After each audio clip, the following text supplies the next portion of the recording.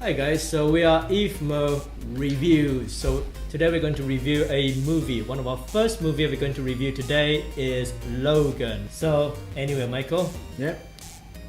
what do you think? I'm not really like those huge fan that read the comics and whatnot. I'm huge fan of his power, his regenerating ability. To me, that is like the most OP ability among all. Basically, you know what the movie is about. It's about, Logan is an old man, Charles Xavier is an old man. We get to see a vampire, Logan's child. We were not supposed to spoil, sorry, but you never know, it might be his or not. Disclaimer, spoiler alert, even though it's like a couple months ago. Actually, it's not really a spoiler because they spoiled it in the trailer because everybody knows what to expect, but we're not going to spoil what's going to happen at the end. I kind of like this Logan. It's the same director as the Wolverine. The first one? No, the second one, not the Origins. The Wolverine at Japan. It's the same director. This makes sense now. It's impressive that a director who makes a very campy looking Logan movie, a Wolverine movie that's very, very, very, very campy, kind of campy. I really like the Wolverine. I don't mind the Wolverine. But the themes, all of a sudden, it's serious. It looks like, in the first half, it looks like Taxi Driver, where Wolverine turns into a limousine driver. Uber. Oh, he Uber was driver. an Uber driver. Oh, that's right. Because he drives limousine. Yep. No, but I really like this Wolverine. Finally, we get to see Wolverine in R-rated. Yes. Mm-hmm, If so, Deadpool can do it, so can he. But keep in mind, I don't think they wanted to do R-rated because of Deadpool. Because everyone assumed that they wanted to do R-rated because of Deadpool. Not entirely, because they're not comedic. Yeah, I mean, most of the people I know, it received amazing box office grossing, and then their rating on Rotten Tomato received overwhelmingly. So I enjoyed it too.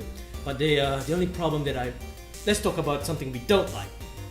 I have a problem with the music. As always, all Marvel movies, forgettable music. There are no lead motives.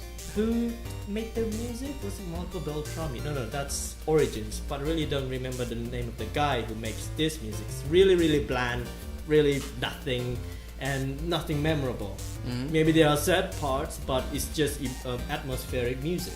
Yep. Mm-hmm. And then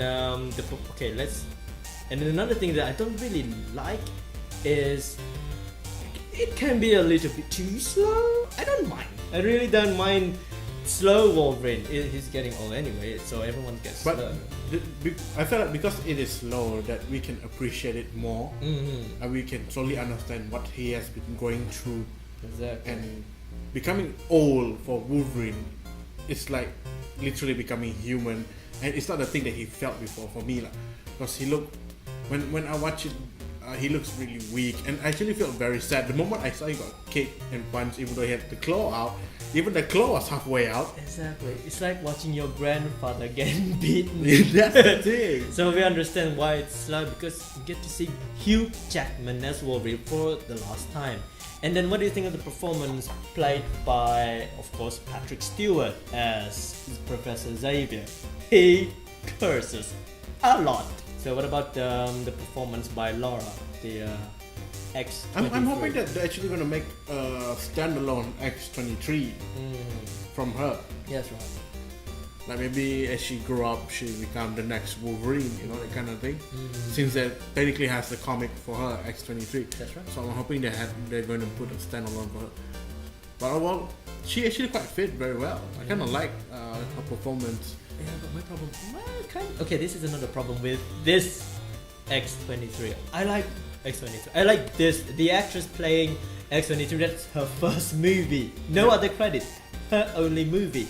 She did a terrific job as X-23, or should I call her Lara, because I prefer Lara. I really love that name, Lara. And Laura. Yes, I know. And then the problem is she's 12. Is she 12, 11? She's primary school. Her age. How can they make sequel? As in, will they start off with teenage years? Because I really wanted to see X-23 adult life. I'm assuming it's going to be when she's adult, or maybe during teenage, or because I think I saw something in the web where they're planning to start the New Mutant series. Yeah, that's right. Okay, what about the villain? The guy with the cyborg. I don't know. At first, when he had he was showing off his hand, saying, "I'm enhanced too." I felt like he was a very threatening guy, but after all, man, He's fine. his arm got damaged twice. That's right. I mean, I love the hand and everything, but you know, against Wolverine and Laura, it's nothing much. No, it's not much, but still, he's okay. That's all I can say. He's fine. So there's no problem there. And then so far, the movie is exciting. Not for kids, but who cares? You know, bring your kid along. And the amount of Easter eggs in there, they literally just throw it in. Exactly. So we're not going to spoil everything, but the endings gets pretty emotional. And not that emotional because it left my friend Mikey cry at the theater. Twice. You watched it twice. Wow. Okay, that's amazing. So I hope you guys enjoyed. Actually, the rating. What would you give it? Because we're going to start. This is our first review, so we'll do the 5-star rating. So what do you think? From a normal perspective, movie fan, how high are we going? Maybe 1 to 5, perhaps. 1 to 5. I'll give it a 4 to 5. 4 to 5. Okay, so for me, I enjoyed this more than the new Wolverine. Actually, I prefer Days of Future Past, but yeah, still glaring problem. So anyway, it's still 4 out of 5 for me too. So both of us are 4 out of 5. So anyway, Guardians of the Galaxy 2 is mostly about Peter Quill as Star-Lord looking for his dad. Oh wait, found his dad actually, and then knowing about his dad found him. What do you think of Guardians of the Galaxy Volume 2? Well, I'm gonna start with the great soundtrack. The soundtrack was Okay, we're gonna start off with the soundtrack. love it. Okay, you mean the whole 70s and early 80s soundtrack? Is that it? Those and the what would you call it? The score. Yeah, I love the score. Okay, actually, we are super fan of the score. Actually, this is okay among all Marvel's movies.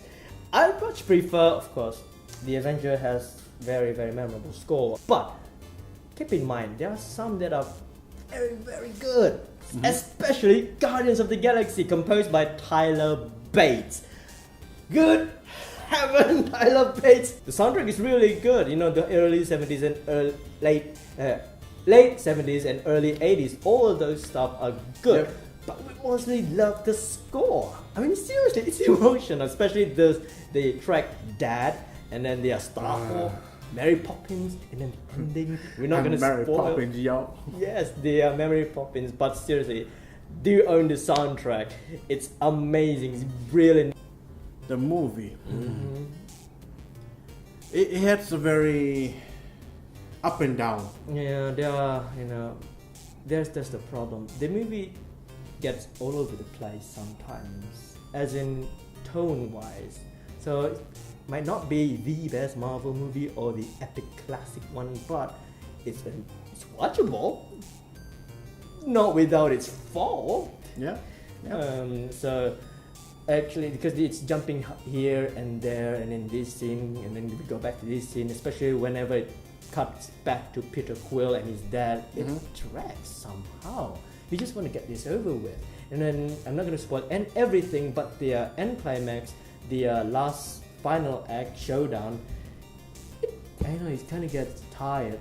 It's starting to get redundant, and then we, as a viewer, was left tired. And then watching the second time and the third time, it doesn't hold up. Well, I like the weapon that they use in here, especially those the one that they use at the end, the drilling ship. Oh yes. I like it when they adjust the laser beam that's supposed to drill, managed to become an AoE kind of thing where it damages everything. And upcoming Adam, it looks like it, right? Are we spoiling the ending? It's already out. Because cast and crew, they're doing fine. Everyone's doing fine, but we mostly want to talk about Raccoon. What? Okay, Raccoon's still the show, is it? For me, Raccoon steal the whole show because it felt like he realized himself throughout that movie, his journey, and realized that there was somebody like him, which is Peter Quill Yes. stepfather. Oh yeah. Groot, baby Groot. All girls love baby Groot because no, not baby. More like a Infant Groot. infant Groot. When they, I am Groot. Okay, Groot is fine. Groot is cute. Nebula case where she actually just wanted a sister love. That's right. Yeah, she felt like Gamora was not there for her when she was a kid.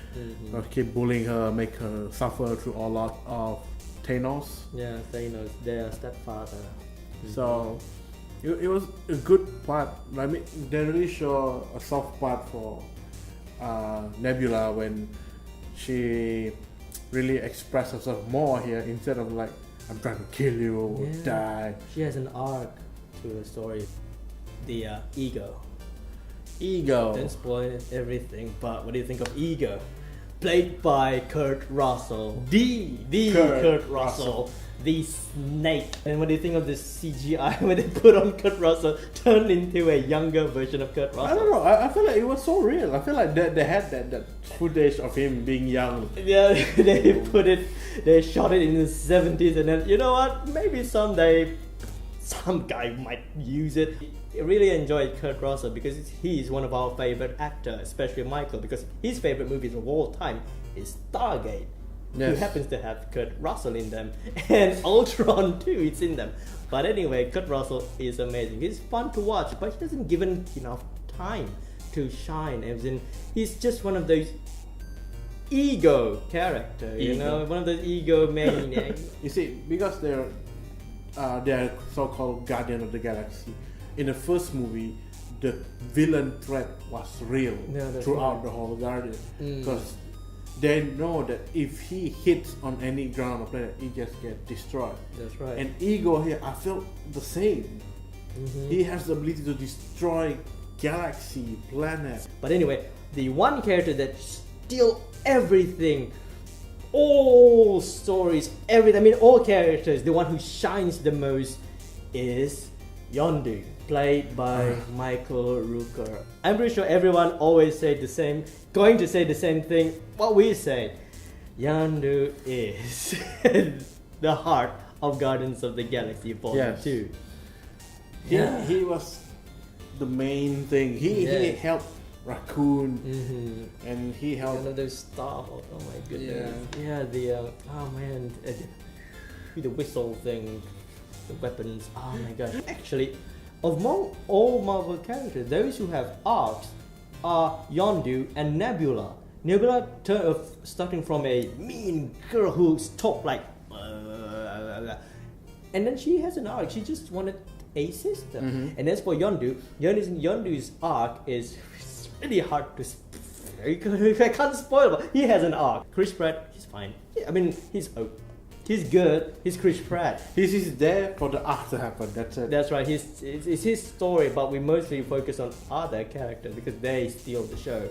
And then the rest are fine. CGI is good. You know, it's cameo by Sylvester Stallone. What do you think? I don't know. Everybody be like, Stallone's not supposed to be in there and whatnot. But I feel like because he was the old action star, you know, I feel like he's a cameo telling people that he's there. He's in Marvel. Marvel. We like the cast and crew. Especially the music. The music is amazing, it's breathtaking. Go keep it. You know, find it maybe on Spotify just to listen to it. There are over 5 post-credit, but unfortunately, 2 of those post-credit are important. They are essential to the movie and the upcoming movie. The rest are just fillers. I don't think they needed to be in there. Maybe they can. It's there for the fan. I know it's just for the fan, but they're useless. When I watched the movie, I felt like I just don't want it to end at the same time. Yeah, that's and right. And you know what? The post credit, like, there's more. And next thing I know, the whole thing just ends. I know, but still, I don't think all the post credit are, you know, important to stay. I mean, they're not. Some of them are funny, but they're just filler. They're wasting your time, and because of the music, it saves up. Because without the music, and you know, I might give it a Tuesday. It might be one of my not least favorite, but it's not the worst. It's just there. That's all. it's okay. In my opinion, it's fine. What do you think? Maybe I'll give it a 4 because, like I said, when I watch it, even though it has a lot of things going on, I feel like I don't want to leave the theater as I watch it. I don't even want it to end, because it has space, it has guns, laser beam, a lot of things that I like. Basically, sci-fi was my most favorite thing, and then best thing is a lot of 70s, 80s songs, which I appreciate the most. So yeah, I'll give it a 4 out of 5 because I really love it, and I don't mind watching it again and again. But like you said, after a while, you can get bored.